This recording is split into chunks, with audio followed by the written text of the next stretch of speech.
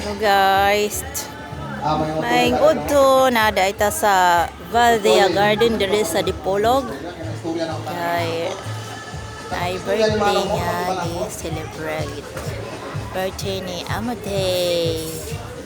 Ay siyang view sa Valdea guys. Happy birthday no ni Amate. Ayun.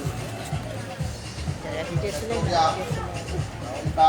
At siguro naman yan ang imuhang pagdagong. Ayaw ang pagdagong ito kaya may tingkana na may trabaho.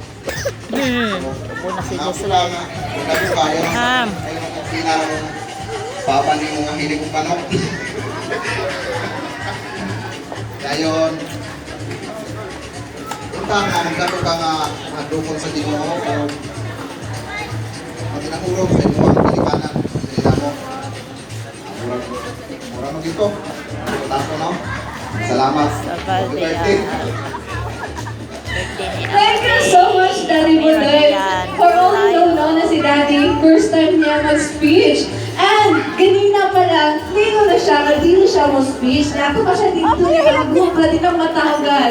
But wala siya'y mahimo because it's Baby Amira's birthday. And of course, gagawin para kay Baby Amira because we love Baby Amira, of course. And this time, it is the right time to get our energy again. No? Para mabalik ito ang energy. This is the right time to have fun.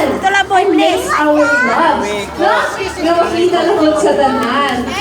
Alright? Ready na ba ang tanan para sa tuwang games?